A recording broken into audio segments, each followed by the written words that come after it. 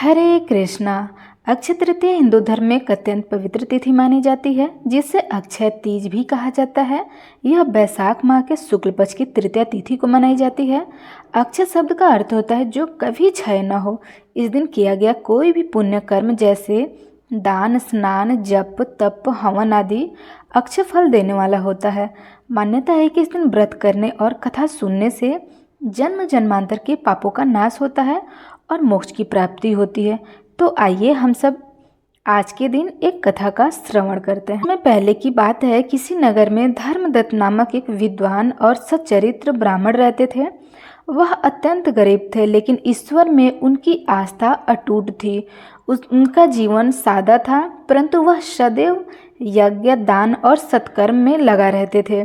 उनके पास स्वयं के लिए तो कुछ नहीं होता था, लेकिन फिर भी वह जो थोड़ा बहुत अर्जन करते थे उसका एक हिस्सा जरूरतमंदों को दान अवश्य देते थे। धर्मदत्त प्रतिदिन प्रातःकाल उठकर स्नान करते थे, भगवान विष्णु का ध्यान करते थे और फिर भिक्षा मांगने के लिए निकल जाते थे। जो कुछ भी उसे मिलता था वह पहले भगवान को अर्पित करते और फिर भोजन करते थे। एक बार की बात है, अक्षय तृतीया का पावन पर्व आया हुआ था। धर्मदत्त ने व्रत किया, गंगा स्नान किया और भगवान विष्णु की पूजा की। उस दिन उसने निश्चय किया कि आज जो कुछ भी प्राप्त होगा वह सब कुछ दान कर देंगे। उस दिन उसे केवल एक मुट्ठी चना और थोड़ी सी मिश्री प्राप्त हुई थी। भूख से उनका शरीर थक चुका था, लेकिन उसने उस अन्न को भी एक भूखे ब्राह्मण को दान दे दिया। वह स्वयं भूखा रहे, परंतु उनका हृदय शांत और प्रसन्न था।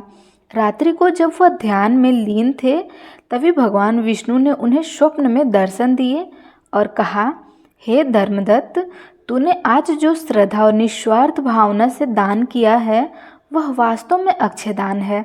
इस पुण्य के प्रभाव से तुझे अगले जन्म तक कभी कोई कष्ट नहीं होगा। धन, संपत्ति, यश और अंततः मोक्ष की प्राप्ति होगी। सुबह जब धर्मदत्त उठे तो उनके छोटे से कुटिया के सामने एक बड़ा स्वर्ण का रथ खड़ा हुआ था। राजा का दूत आया और बोला कि राजा ने स्वप्न में आदेश पाया है कि धर्मदत्त को अपना राजगुरु बनाए। धर्मदत्त ने उसे ईश्वर की इच्छा मानकर स्वीकार कर लिया, लेकिन अपना सादा जीवन कभी नहीं छोड़ा। धर्मदत्त की यह कथा सिखाती है कि सच्चे मन से किया गया छोटा सा दान भी अत्यंत फलदायी होता है। नियति अगर पवित्र हो तो भगवान स्वयं उसके परिणाम स्वरूप कृपा प्राप्त करते हैं। अक्षय तृतीया जैसे पावन पर्वों पर धर्म, दान और भक्ति से किया गया प्रत्येक कार्य अक्षय पुण्य प्रदान करता है, जो कभी नष्ट नहीं होता है।